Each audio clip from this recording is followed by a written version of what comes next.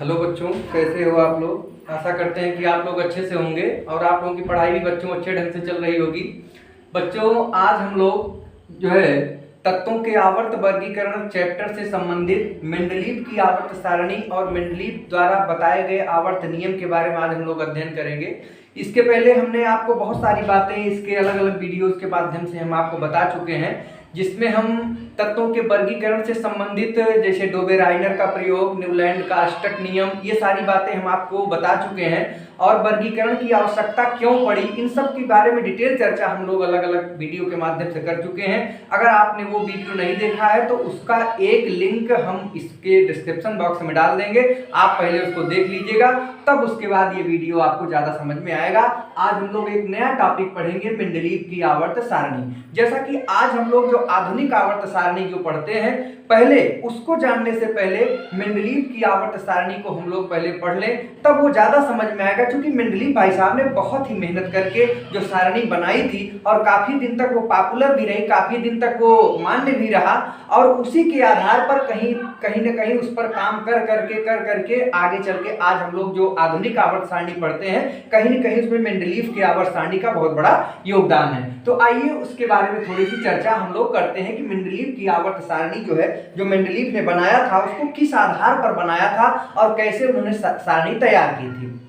तो बच्चों, हम लोग इसके पहले जो है लोथर मेयर का जो कर्व पढ़े थे, वक्र पढ़े थे, उसमें हमने आपको बताया था कि लोथर मेयर साहब ने जो वक्र तैयार किया था परमाणु भार और परमाणु आयतन के बीच, उसमें उन्होंने देखा कि जो तत्व होते हैं, जो तत्व हैं, अगर परमाणु भार के बढ़ते हुए क्रम में रखे जाते हैं तो एक निश्चित समय के बाद लगभग समान गुणधर्म वाले तत्व पाए जाते हैं। अर्थात समान गुण वाले तत्वों की पुनरावृत्ति होती है, बार बार समान गुण वाले तत्व आते हैं। यानी आवर्तिता के बारे में लोथर मेयर भाई साहब ने बहुत डिटेल बात बताई थी कि आवर्तिता क्या है, अर्थात बार बार रिपीट होना किसी भी तत्व, अलग अलग तत्वों का, एक समान गुणधर्म वाले अलग अलग तत्व का बार बार एक निश्चित समय पर आना ही आवर्तिता कहलाता है। लोथर मेयर साहब ने इसको बताया था। तो कहीं न कहीं मेंडलीव भाई साहब क्या किए थे कि जो लोथर मेयर के द्वारा जो बताई गई बात थी उसी की नकल किए थे। इन्होंने कुछ नया नहीं किया था, बल्कि इन्होंने उन्हीं की बात को अपने शब्दों में एक सारणी के रूप में इन्होंने प्रतिबद्ध कर दिया, एक सारणी के रूप में तत्वों को जो है वहां पर स्थापित कर दिए, और वो सारणी जो है मेंडलीव की आवर्त सारणी कही गई। और इन्होंने उस समय कुल 63 तत्व ज्ञात थे। अर्थात जब इन्होंने काम करना शुरू किया, ये 1869 में इनकी सारणी बनती है, तो लगभग 1869 के इर्द गिर्द देखा जाता है कि कुल जो है 63 तत्व ज्ञात थे। तो मेंडलीव भाई साहब क्या किए कि इन 63 तत्वों को परमाणु भार के बढ़ते हुए क्रम में इन्होंने रखा। जैसे लोथर मेयर साहब ने रखा था परमाणु भार के बढ़ते हुए क्रम में, तो मेंडलीव ने भी 63 तत्वों को परमाणु भार के बढ़ते हुए क्रम में इन्होंने सजाया, बढ़ते हुए क्रम में सजाया, परमाणु भार के बढ़ते हुए क्रम में इन्होंने रखा। इन्होंने क्या किया था, अलग अलग कार्ड बनाए थे, जैसे ताश की पत्ती होती है, और सभी 63 तत्वों को इस प्रकार से इन्होंने ताश की पत्ती पर क्या किया था, सजाए थे कुछ इस प्रकार से। तो इन्होंने देखा कि अगर तत्वों को अगर परमाणु भार के बढ़ते हुए क्रम में रखा जाता है तो क्या होता है कि एक निश्चित समय के बाद लगभग समान गुणधर्म वाले तत्व आते हैं। जैसे मान लीजिए अगर लिथियम है, तो लिथियम के नीचे क्या आ जा रहा है, सोडियम आ जा रहा है, इसके नीचे क्या आ जा रहा है, पोटेशियम आ जा रहा है। जैसे मान लीजिए बेरिलियम है, तो बेरिलियम के नीचे मैग्नीशियम आ जा रहा है। तो कहने का मतलब इन्होंने क्या किया कि तत्वों को, जो 63 तत्व थे, उनको परमाणु भार के बढ़ते हुए क्रम में जब सजाया, तो इन्होंने देखा कि एक निश्चित समय के बाद लगभग समान गुणधर्म वाले तत्व एक साथ आते हैं। और इसके आधार पर उन्होंने एक नियम बनाया मेंडलीव साहब ने, कि उन्होंने बताया कि एक क्या होता है कि जो तत्व होते हैं, जो अलग अलग तत्व होते हैं, उनके भौतिक तथा रासायनिक गुण जो होते हैं वो परमाणु भार के क्या होते हैं, आवर्ती फलन होते हैं। तो उन्होंने जो नियम दिया वो मेंडलीव का आवर्त नियम कहा गया। उसको हम लोग यहाँ पर नोट कर लेते हैं कि क्या था मेंडलीव का आवर्त नियम। तो 1869 में मेंडलीव ने एक नियम बनाया जिसको मेंडलीव का आवर्त नियम कहा गया। वो ये था कि तत्वों के भौतिक तथा रासायनिक, तत्वों के भौतिक तथा रासायनिक गुण उनके परमाणु भारों, उनके परमाणु भारों के आवर्ती फलन होते हैं। ये बात मेंडलीव भाई साहब ने एक नियम के रूप में प्रस्तुत किया। क्या किया कि तत्वों के भौतिक तथा रासायनिक गुण उनके परमाणु भारों के आवर्ती फलन होते हैं। कहने का मतलब हुआ कि उन्होंने बताया कि अगर तत्वों को परमाणु भार के बढ़ते हुए क्रम में लिखा जाता है तो उनके भौतिक तथा रासायनिक गुण क्या होते हैं? आवर्ती फलन होते हैं। अर्थात आवर्ती फलन होने का मतलब कि एक निश्चित समय के बाद लगभग समान गुणधर्म वाले तत्व की पुनरावृत्ति होती है, एक समान गुणधर्म वाले तत्व आते हैं। इस नियम को आपको याद करना चाहिए, कॉपी में नोट करना चाहिए और इसको अच्छे से तैयार रखना चाहिए। अगर आपसे पूछा जाए कि मेंडलीव का आवर्त नियम क्या है तो आप इसको लिखेंगे कि तत्वों के भौतिक तथा रासायनिक गुण परमाणु भारों के आवर्ती फलन होते हैं। और इसको आप दूसरे शब्द में भी कह सकते हैं कि अगर तत्वों को परमाणु भार के बढ़ते हुए क्रम में अगर सजाया जाता है तो क्या होता है कि निश्चित समय के बाद समान भौतिक तथा रासायनिक गुण वाले तत्व आते हैं। तो ये तो हो गया मेंडलीव भाई साहब का आवर्त नियम, पहली बात। दूसरी बात हमें यह जानना चाहिए कि जो इन्होंने आवर्त सारणी जो बनाई थी उसमें कितने आवर्त थे, कितने वर्ग थे। कभी कभी इसके बारे में एग्जाम में आपसे पूछ लिया जाता है कि इन्होंने जो सारणी बनाई थी कुछ इस तरीके की थी। आप सारणी आपको मिल जाएगी, नेट पर भी मिल जाएगी, किताब में भी मिल जाएगी। इन्होंने जो सारणी बनाई थी उसमें कुल 8 जो है ऊर्ध्वाधर कॉलम थे। 1 2 3 4 5 6 7, कितने हो गए? 1 2 3 4 5 6 7 8 ऊर्ध्वाधर कॉलम थे। और इन 8 ऊर्ध्वाधर कॉलम को उन्होंने क्या कहा? वर्ग कहा। 8 ऊर्ध्वाधर कॉलम, इसको आप याद रखिएगा। 8 ऊर्ध्वाधर कॉलम इन्होंने बनाया अपनी आवर्त सारणी में, जिनको इन्होंने क्या कहा? वर्ग कहा, ग्रुप कहा। याद रखिए कितने ग्रुप थे? 8, जो कि ऊर्ध्वाधर यानी जो आप लंबवत थे, ऐसे ऐसे जो वर्ग जो कॉलम थे 8 कॉलम थे और इसको इन्होंने क्या कहा? वर्ग कहा। तो मेंडलीव की आवर्त सारणी में कितने वर्ग थे? 8। और ऐसे ऐसे भी पंक्तियां थी, क्षैतिज पंक्तियां भी थी। कुल 7 क्षैतिज पंक्तियां थी। 1 2 3 4 5 6 और 7। इस तरीके से आप देख रहे हैं कि कुल क्षैतिज पंक्तियों की संख्या यानी 7 क्षैतिज पंक्तियां थी। 7 क्षैतिज पंक्तियां थी। तो आप याद रखिएगा। और इन 7 क्षैतिज पंक्तियों को क्या कहा गया? आवर्त कहा गया। मेंडलीव भाई साहब ने इसको क्या कहा? आवर्त कहा। तो यहां से दूसरी बात जो निकल के आती है, जो मेंडलीव की जो सारणी मिलती है, जो आवर्त सारणी जो उन्होंने परमाणु भार के बढ़ते हुए क्रम में तत्वों को 63 तत्वों को जो उन्होंने सजाया था इसमें, उस आधार पर जो इनकी सारणी मिलती है तो उसमें 8 ऊर्ध्वाधर कॉलम रहते हैं जिनको हम वर्ग कहते हैं और 7 क्षैतिज कॉलम रहते हैं जिनको हम आवर्त कहते हैं। ये 2 बातें आपको याद रखनी चाहिए। एक तो मेंडलीव का आवर्त नियम क्या था और उन्होंने क्या आवर्त नियम में बताया था, और उनकी जो आवर्त सारणी थी उसमें कितने ऊर्ध्वाधर कॉलम थे, कितने क्षैतिज कॉलम थे, और ऊर्ध्वाधर कॉलम को वर्ग कहा गया और क्षैतिज पंक्तियों को आवर्त कहा गया। इसका एक स्क्रीनशॉट आप ले लीजिए और हम आगे चलते हैं। अब इसके बाद हम मेंडलीव की आवर्त सारणी जो उन्होंने बनाई थी उसकी जो गुण थे, जो विशेषताएं थी, उसके बारे में हम लोग अध्ययन करते हैं। इसका एक स्क्रीनशॉट ले लीजिए। आइए इसको मिटाते हैं। अब जो अगला टॉपिक इसमें आता है, ये तो मेंडलीव की आवर्त सारणी और मेंडलीव का आवर्त नियम था। इसके बाद आता है आवर्त जो उन्होंने बताया था, जो आवर्त सारणी उसकी क्या विशेषताएं थी, जो क्या क्या विशेषताएं थी, उपलब्धियां क्या थी। तो यहां पर हम विशेषताएं लिखते हैं। विशेषताएं, किसकी विशेषताएं? जो मेंडलीव की आवर्त सारणी जो बनी थी, मेंडलीव भाई साहब ने जो मेहनत करके आवर्त सारणी जो भी तैयार किए थे उसकी क्या क्या विशेषताएं थी उसके बारे में हम लोग चर्चा करेंगे। क्योंकि एग्जाम में बहुत बार पूछा गया है कि मेंडलीव की आवर्त सारणी की विशेषता क्या थी, और चूंकि इन्होंने मेहनत करके बनाया था इसलिए इनकी विशेषताओं को पढ़े हम लोग। चूंकि उनकी विशेषताओं को पढ़ेंगे तभी हम इनके महत्व को जानेंगे। तो पहली विशेषता तो आप लोग बच्चों ये जानो कि इन्होंने जो इनकी पहली विशेषता थी इनके मेंडलीव की आवर्त सारणी की, कि इन्होंने उस समय जितने 63 तत्व ज्ञात थे, इन्होंने ऐसा सारणी बनाया परमाणु भार के बढ़ते हुए क्रम में कि वो सारे 63 के 63 तत्व उस पूरे सारणी में फिट हो गए जाके। कहने का मतलब कहीं कोई तत्व इधर उधर नहीं हुआ, सारे के सारे तत्व वहां पर आ गए। कहने का मतलब विशेषता का, इसको विशेषता क्यों कहेंगे? क्योंकि विशेषता इसलिए कहेंगे कि इनका जो सारणी था उसमें एक भी तत्व इधर उधर बचे नहीं। जैसे अगर हम आपको कुछ सामान दे दें, किताबें दे दें, कॉपी दे दें या कुछ भी दे दें और कहते जाओ इसको आप इस अलमारी पे अच्छे से सजा दो, और आप गए और पूरी अलमारी को अच्छे ढंग से सारी किताबों को आपने सजा दिया सिस्टम से, और बाद में आप आके बताया कि देखिए मैंने इसको अपने ढंग से सजा दिया, जाके मैंने देखा भाई वाकई में बहुत बढ़िया सजाए हो आप लोग, ये आपकी विशेषता है। तो मेंडलीव भाई साहब की ये पहली विशेषता थी कि उस समय के ज्ञात, उस समय के ज्ञात सभी तत्वों यानी 63 तत्व आप लिख लीजिए, 63 थे। उस समय के ज्ञात सभी तत्वों को आवर्त सारणी में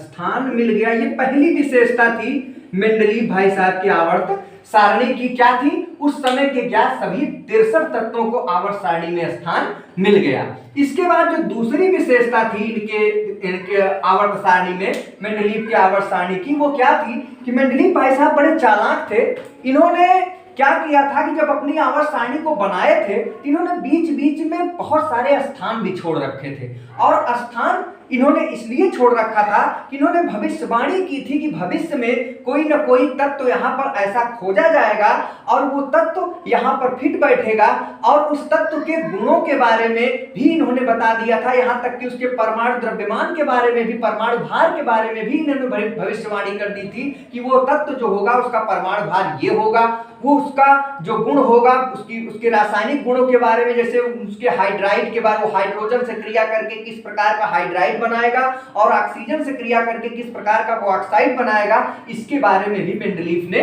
क्या किया था, बता दिया था। ये विशेषताएं थी। तो दूसरी विशेषता इनकी क्या थी कि आवर्त सारणी में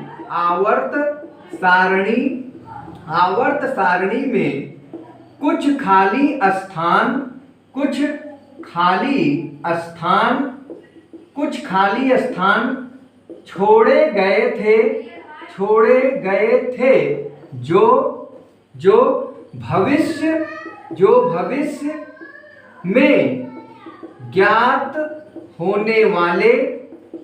में ज्ञात होने वाले तत्वों के लिए थे। कहने का मतलब जो दूसरी विशेषता थी इनकी, इन्होंने क्या किया था कि आवर्त सारणी में इन्होंने जो खाली स्थान छोड़ा था, इन्होंने भविष्यवाणी कर रखा था कि भाई भविष्य में ये तत्व खोजा जाएगा। यहां तक कि इन्होंने उसका नाम भी दिया था, जैसे देखा जाए तो जर्मेनियम है और स्कैंडियम है। तो ये स्कैंडियम हुआ, जर्मेनियम हुआ, गैलियम हुआ, ये कुछ तत्व एग्जाम्पल के रूप में आप लिख सकते हैं, जैसे गैलियम,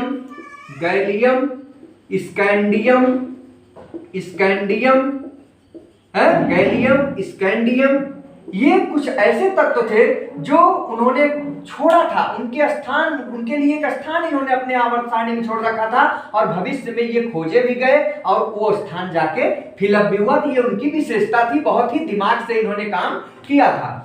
अगली विशेषता के रूप में आप लिख सकते हैं कि जो मेंडलीव भाई साहब की जो पीरियाडिक टेबल आवर्त सारणी की जो अगली विशेषता होती है वो ये होती है, इन्होंने सभी तत्वों को परमाणु भार के बढ़ते हुए क्रम में रखा था। तो सभी तत्वों को परमाणु भार के आधार पर रखा गया था। इनकी जो अगली विशेषता थी पीरियाडिक टेबल की कि सभी तत्वों को जो है परमाणु भार के बढ़ते हुए क्रम में रखा गया था। इस तरीके से कुछ बहुत सारे यहाँ पर तत्व बहुत सारे ऐसे पॉइंट्स हैं जो कि इनकी विशेषताओं के रूप में आ सकते हैं। तो उसमें से कुछ मुख्य बातें हमने आपको बताई, वो ये मेन बातें यही है। पहला तो क्या था कि 63 के 63 तत्व इन्होंने उसमें स्थापित कर दिया था, ये विशेषता थी।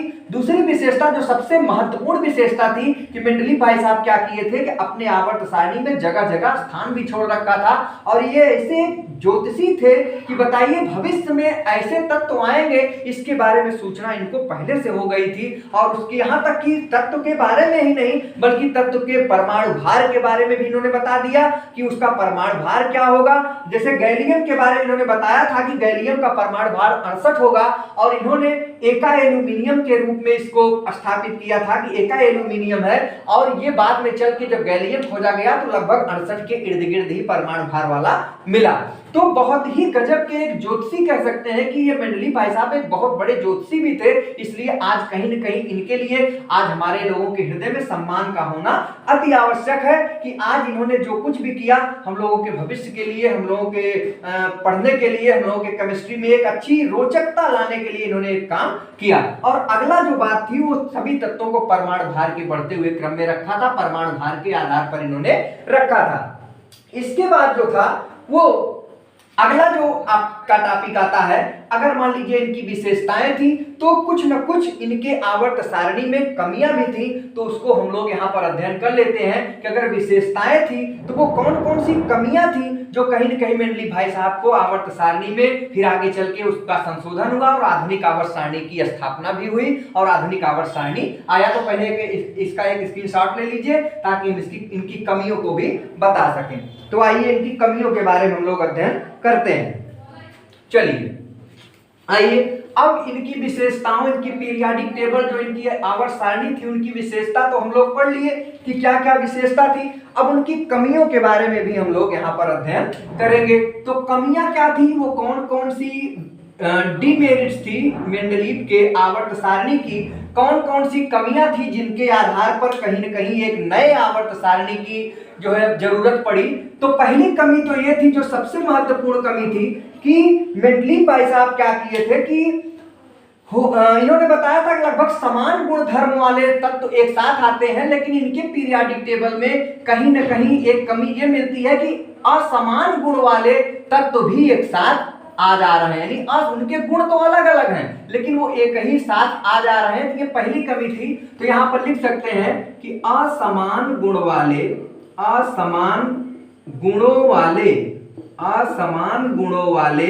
तत्व का एक साथ